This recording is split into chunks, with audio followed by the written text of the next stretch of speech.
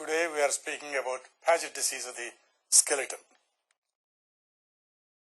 Today we are speaking about Paget disease of the skeleton. And Paget disease involves any bone from head to toe. So the skeletal involvement of Paget disease, it may be bilateral, it may be monostotic, it may be systemic disorder involving many of the bones. Sir James Paget in 1877 has described for the first time the Paget disease and also the clinical features. And he described it as a metabolic madness. And also he has described it is a form of chronic inflammation of bones. Osteitis, he calls it deformance because it deforms bones. And the paper he presented at Royal Medico-Chirurgical Society in 1878 was highly appreciated by the scientists at that time.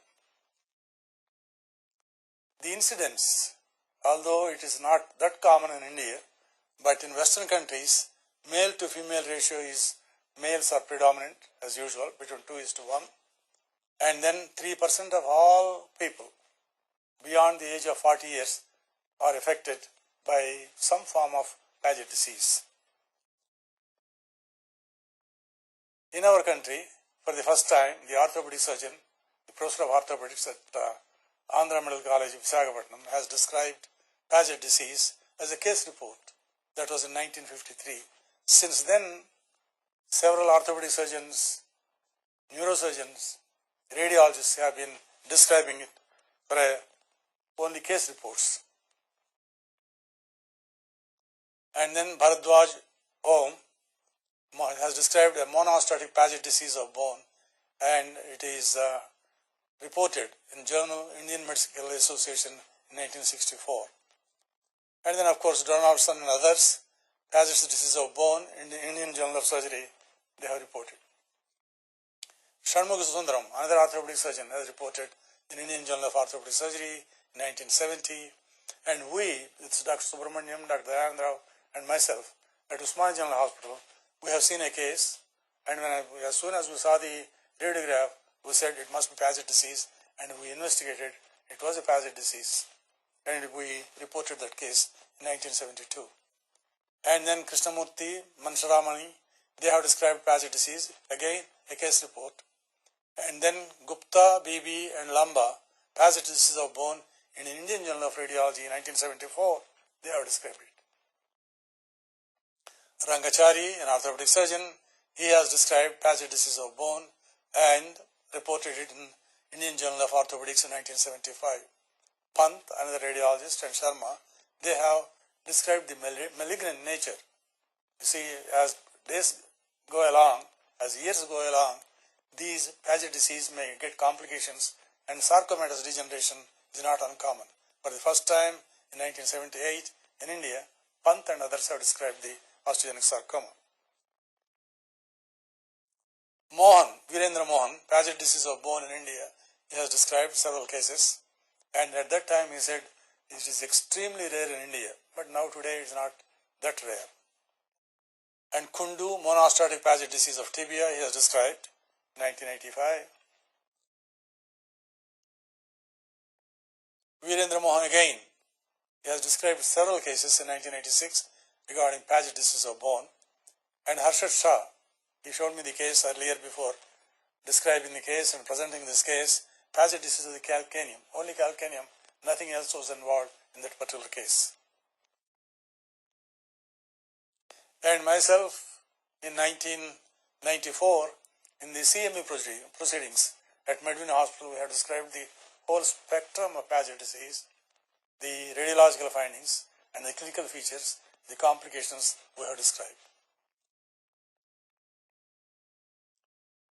And now, as I said earlier, Paget disease in Indians is very rare, but it's not true. The more experience we have, the more you see, the more you know, you can identify. Because some of these are asymptomatic cases, but somehow they come with a fracture, incidentally you find. In fact, one of our physicians, the other day, he came with a low back pain. And then we took an X-ray of the lumbocervical spine. Behold, that there is a ivory vertebra at lumbosacral junction. And then since 1986 and 98, in 12 years, they have described 70-80 cases in the Indian literature. Now, what are the clinical manifestations of Paget disease? As I said earlier, most of them are asymptomatic. They come for some other reason, like a backache, or a fracture, or a swelling, and then incidentally you find the Paget disease. But often they may come with pain, or a swelling in the localized area, or sometimes if the spine is involved, it may compress upon the spinal cord and they come with paraplegia or monoplegia, or at times if the skull bones are involved, the cranial nerves may be strangulated and they may get with cranial nerve palsies, or if there is a platybasia, the foramen magnum may be narrowed and you may get spinal cord symptoms. Again, Paget has described beautifully, the structure appears to have been almost entirely removed from the bone and laid down afresh in a different plane and in a different layer mold. That is the apt description. And what are the etiological factors? Is it racial? Although they have described earlier in the Anglo-Saxon race it is common, but now as I have described earlier, we have seen in India also. And then what is the geographical distribution? And in Western countries, in UK, Europe and USA they have described, but also in New Zealand and Australia. So temperate climates, although they have said earlier, it is predominantly in temperate climates, we have seen in warm climatic conditions in New Zealand and Australia also. And then when these Paget disease of the bone, particularly facial bones, they have developed giant cell tumors, electron microscopically they have found inclusion bodies. So the viral theory has come, it has not proved yet. And then is it hereditary? Does it come from families to families? No, not all the time, but we have seen few instances where the father and son or mother and son have involved in this disease. What are the laboratory findings? The serum alkaline phosphatase is high depending upon the activity of the disease. And then serum hydroxyproline, urinary hydroxyproline is high, and uric acid. Uric acid, naturally, any high metabolic process is going on, uric acid will be high. So, depending upon the activity, all these four parameters may show high factors. And then microscopically, histologically, what does it show? Fibrosis and increased vascularity. Sometimes it is so increased, the vascularity, the patient may come with a cardiac failure. And then enlarged Haversian canals. The cortex and spongiosum merged together. And simultaneous osteoclastic and osteoblastic activity is also seen. And histologically again, there is a mosaic type of structure with cement lines. As I said earlier, electron microscopic studies showed intranuclear inclusion bodies. What are the various stages? It starts with an active osteolytic type of stage. It may go on for some time, and then new bone is formed. That is the stage we describe it as mixed type of lytic and sclerotic stage. And the third stage is inactive, entirely sclerotic. Of course, some people have described the fourth stage also, where there is malignant transformation in the pagetoid bone. Radiologically, what is the spectrum? What are the radiological findings in Paget disease? Let us start from the conventional point of view. Although conventional, CT, MRI, nuclear medicine, all these are the various methods, but still we entirely rely upon conventional radiology. However, when there is, for example, a compression of the vertebral body, when there are neurological symptoms, you need either a CT or MRI.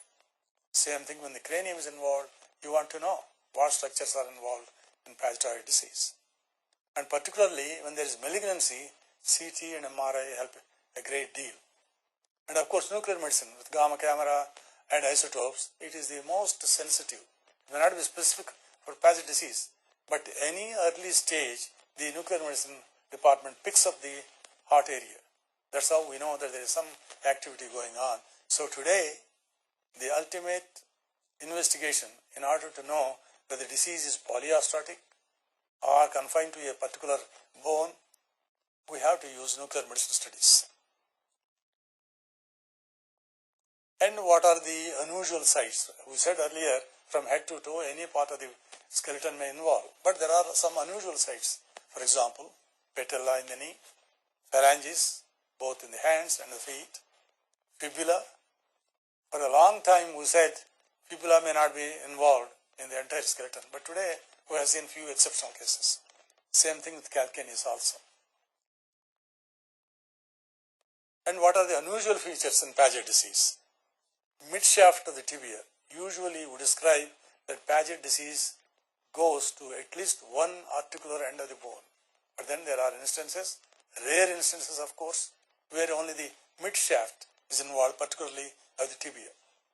And at times it starts at both ends, leaving the midshaft not involving.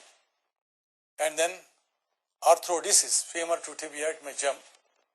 Massive osteolysis, especially if there is a fracture and the patient is immobilized, there is expression of massive osteolysis. And then changes in intervertebral disc, simulating infection.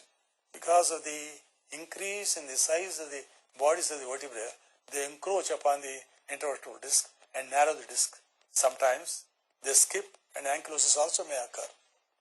And then metastases and other infections, etc., as per the theory of locus minoris resistentio, that is, wherever there is less resistance, the infective process or the metastatic process implants in that area.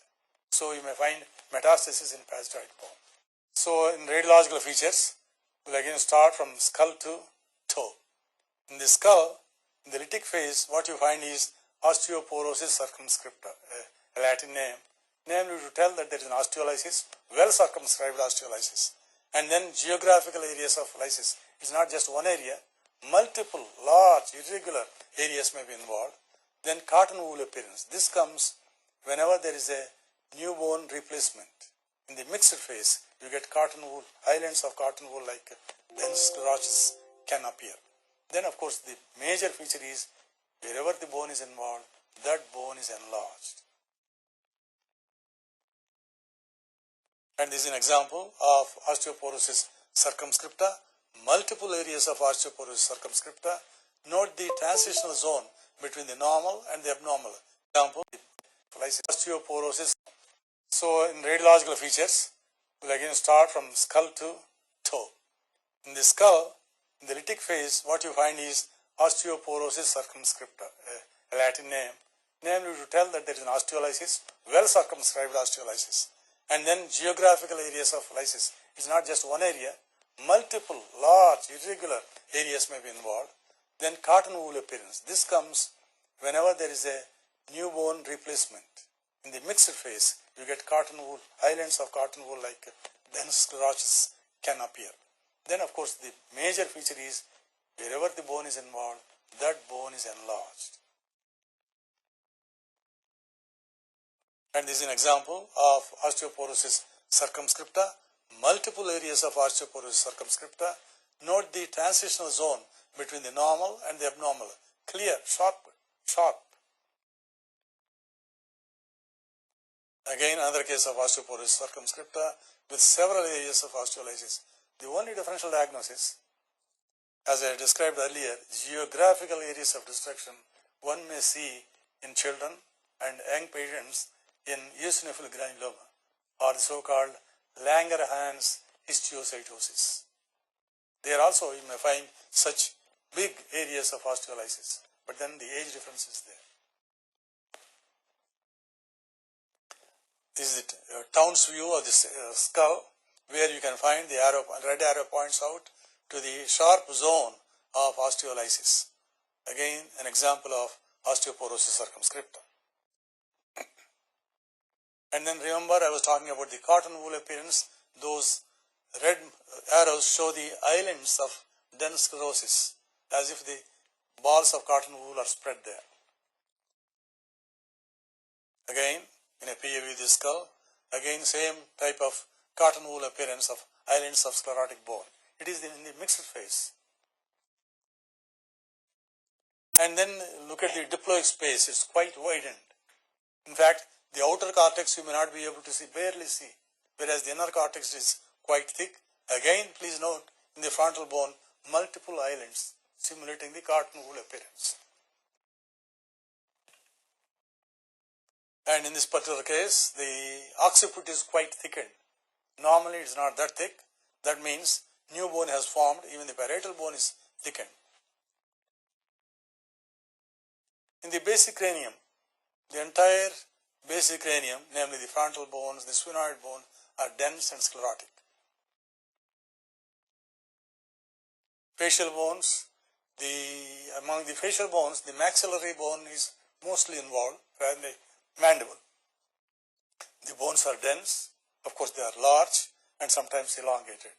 Also in the maxilla, another feature is in the teeth, in the roots of the teeth, cementomas are formed like bulbous sclerotic islands. That is a typical feature of Paget disease. Sometimes you go here to a dentist for dental infection or caries and he finds these bulbous ends and may diagnose with Paget disease. Now we come to the clavicle. The osteolytic area in the middle end of the clavicle. Note the expansion of the clavicle and also the fracture. Any slight injury will produce a pathological fracture. Another clavicle, look at the right clavicle. The process, whatever it is going on to either articular end. In other words, the entire shaft of the clavicle is involved. Not only it is involved in a sclerotic phase, but show the bending. In spite of sclerosis, in spite of appearing that it is strong, there is some bending. That means there is some softening of the bone. And let us come to the upper extremity. Now this is the shoulder. Again note the acromion process. It's quite enlarged. Osteolytic and sclerotic process is noted. Scapula. The cortex, the lateral margin of the scapula is generally not that thick. Here it is homogeneous and markedly thickened. And note the process also going all the way to the glenoid cavity of the scapula.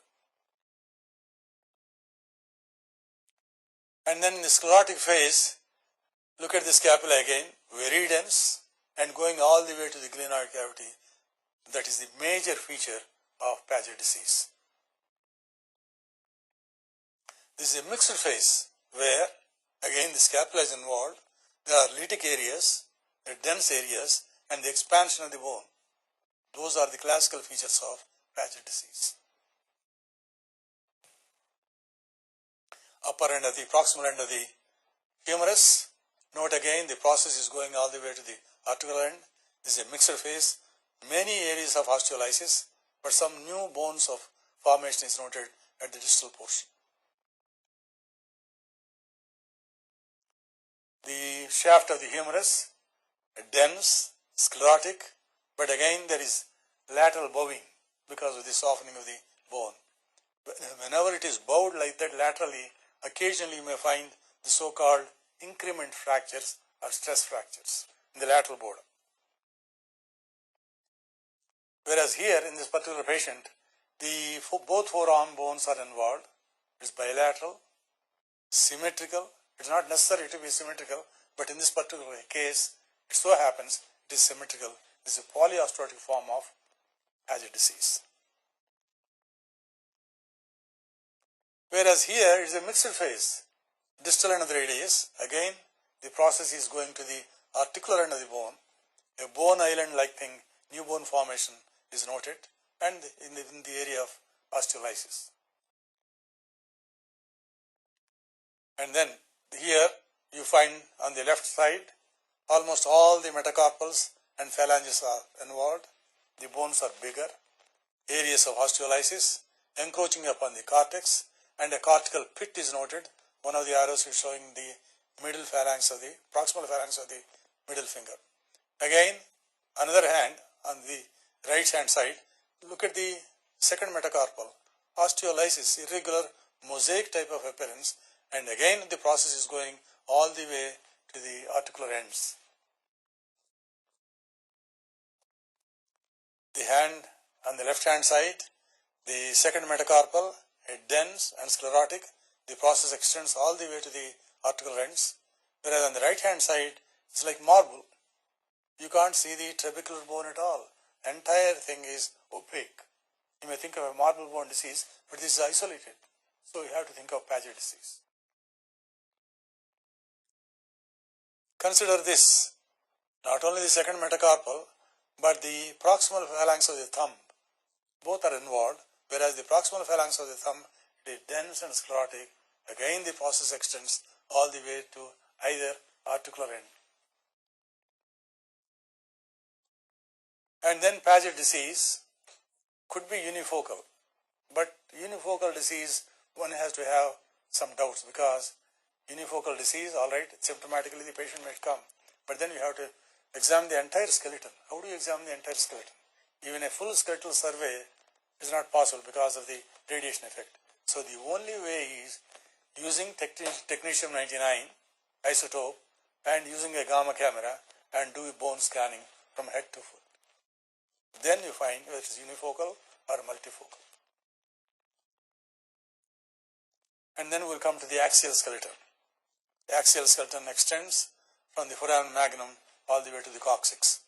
Look at this odontoid process as well as the body of C2, dense because of the Paget disease, sclerotic phase. Whereas here, the lower cervical vertebral bodies are fused, as if by surgery or by ankylosing spondylitis, as if they are fused. But this is a complication of Paget disease. It can skip. Earlier we said it can involve the intervertebral disc space, but now it can skip also the disc and then involve the vertebral bodies, producing a fusion of the spine. And then isolated body of C7, the so-called ivory type of dense vertebra. Whereas here in the mid-thoracic spine, note one of the mid-thoracic vertebral bodies, it is lucent. Compare the one above, one below. This is different, isn't it? How is it different? One, it is a little sclerotic. Two, the anterior margin is protruding out. That means it is enlarged. Whenever you find any vertebral body or any part of the skeleton being enlarged, think of Paget disease. And here multiple vertebral bodies are involved, but it's the lytic phase. Only the cortical margin is barely you can see, whereas the one below, it is in mixed phase, so you see multiple small thickened sclerotic trabeculae. And then picture frame appearance. This is typical. Picture frame in the sense, you imagine a picture frame. It is either wood or plastic. And then here also the articular margins are dense. In the central lucent area simulates a picture frame. Eventually, that lucency in the center also may fill up. But at this particular stage, it is picture frame appearance of Paget's, which is supposed to be very classical. Here, one on the left is the mixed phase. It is dense, no doubt, but some areas of lucency is there. Whereas on the one on the right side, entire body is dense, ivory-like. That's why we call it ivory bright type of vertebral body. Classical of Paget. Same thing in the lateral view.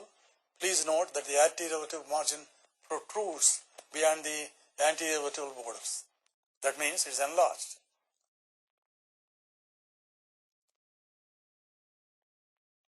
Often you don't need a histological picture, but there comes a time when the clinician is thinking of differential diagnosis. All right, ivory vertebra. Is it metastasis, which is so common in the elderly, especially from carcinoma of the prostate, or in the females from carcinoma of the breast? So is it metastasis because the patients have pain? Not only that, they are not familiar with enough cases of Paget disease. So they think first metastasis and then think of Paget disease. So in those cases, one may need a biopsy. Particularly today, evidence-based medicine. That doesn't mean all asymptomatic cases you have to biopsy. But whenever there is a problem in the differential diagnosis, is it a lymphosarcoma, is it fluorosis, is it metastasis, is it some other thing, then you have to do a biopsy. Paget disease, 80% of the time, it is the pelvic bones, lumbosacral spine, and femur that are involved.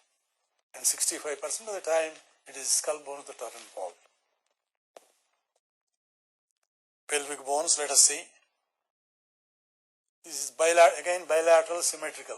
The entire iliac bones, acetabuli, proximal ends of the femora, the ischial bones, pubic bones, all of them are undergoing a change, namely lytic phase into sclerotic phase.